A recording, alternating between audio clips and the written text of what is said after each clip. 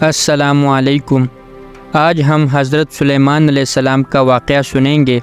اس video میں ہم جانیں گے کہ حضرت سلیمان علیہ السلام نے اللہ تعالیٰ کی مخلوق کے لیے کھانے کی دعوت کیوں کی، اور آپ علیہ السلام نے کتنا کھانا پکایا، اور ایک مچھلی کو کھانا کھلانے کے بعد مچھلی نے سلیمان علیہ السلام سے کیا کہا۔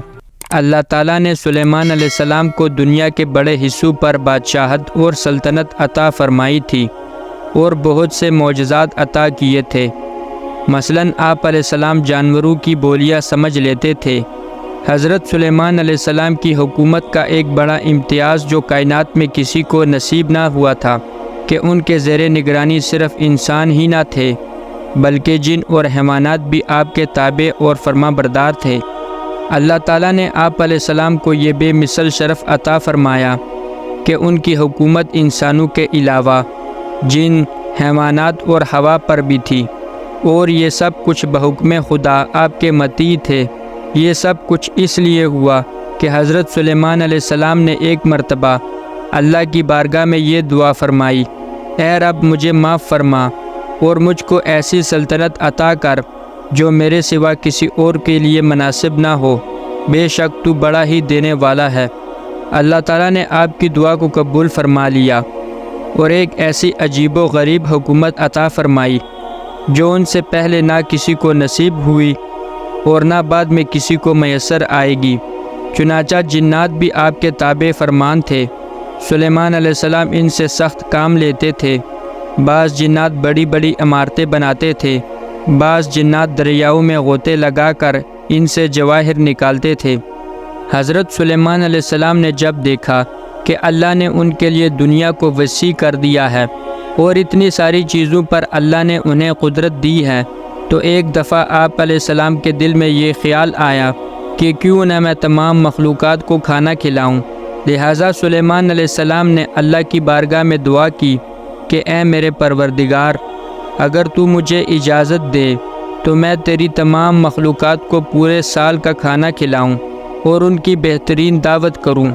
اللہ تعالیٰ نے سلیمان علیہ السلام پر وحی نازل فرمائی اور فرمایا، اے سلیمان، مخلوق کو روزی پہنچانا میرا کام ہے، یہ تیرے بس کی بات نہیں، تو میری مخلوق کو کھانا نہ کھلا سکے گا، میری مخلوق بہت زیادہ ہے۔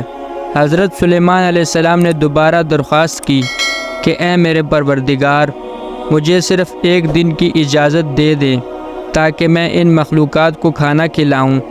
بار بار ضد کرنے پر اللہ نے سلیمان علیہ السلام کو ایک دن کی اجازت دے دی۔ چنانچہ سلیمان علیہ السلام نے تمام جنات اور انسانوں سے کہا کہ وہ زمین پر موجود تمام حلال چیزوں کو جمع کریں، یعنی گائے، بیل، بکریاں اور ہر طرح کی سبزیاں اور پھل وغیرہ۔ لہٰذا تمام حلال چیزوں کو سلیمان علیہ السلام کی خدمت میں پیش کر دیا گیا۔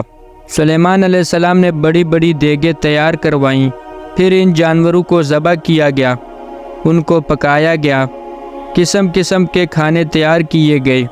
سلیمان علیہ السلام نے بہت بڑا اور وسیع دسترخوان دریا کے کنارے بچھایا اور تمام کھانے دسترخوان پر رکھے گئے۔ یہ دسترخوان اتنا لمبا تھا کہ ایک آدمی اس دسترخوان کے ایک سرے سے دوسرے سرے تک ایک مہینے میں پہنچتا۔ حضرت سلیمان علیہ السلام نے ہوا کو حکم دیا کہ کھانے پر ٹھنڈی ہو کر چلے تاکہ کھانا خراب نہ ہو۔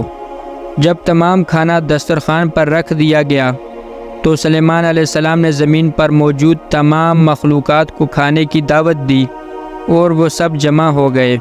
اتنے میں سب سے پہلے ایک مچھلی آئی اور سلیمان علیہ السلام سے کہنے لگی کہ میں بھوکی ہوں، لہٰذا مجھے اجازت ہو کہ میں پہلے کھانا کھا لوں۔ آپ علیہ السلام نے فرمایا، ذرا صبر کرو اور مخلوق بھی آ جائے تو مل کر کھانا کھا لینا۔ مچھلی نے عرض کی کہ میں بہت بھوکی ہوں، مجھ سے صبر نہیں ہوتا، مجھے اجازت دیجیے۔ سلیمان علیہ السلام نے اجازت دے دی۔ مچھلی نے دسترخوان کے ایک سرے سے کھانا شروع کیا اور ایک ہی لقمہ میں وہ تمام کھانا کھا لیا۔ مچھلی نے تھوڑا سا کھانا بھی نہ چھوڑا۔ سلیمان علیہ السلام یہ دیکھ کر حیران ہو گئے۔ جب مچھلی سارا کھانا کھا گئی تو سلیمان علیہ السلام سے کہنے لگی کہ اور کھانا ہے؟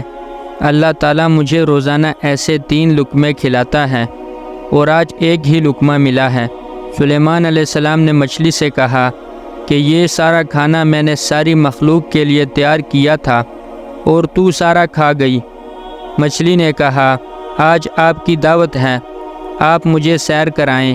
مچھلی نے مزید کہا آپ مجھے سیر نہیں کرا سکتے تو ساری مخلوق کو کیسے سیر کرو گے؟ بس حضرت سلیمان علیہ السلام اسی وقت سجدے میں گر گئے اور اللہ تعالیٰ سے معافی مانگی اور کہا کہ اے پروردگار، بے شک تو ہی ہر چیز پر قادر ہے اور تو ہی سب کو روزی دینے والا ہے، تیرے سوا کوئی بھی رزق نہیں دے سکتا۔ اس واقعہ سے ہمیں یہ سبق ملتا ہے کہ انسان کو کبھی بھی رزق کے معاملہ میں پریشان نہیں ہونا چاہیے۔ جو اس کی قسمت میں لکھا ہے وہ اسے مل کر رہے گا، اور جو مل جائے اس پر اللہ کا شکر کرنا چاہیے۔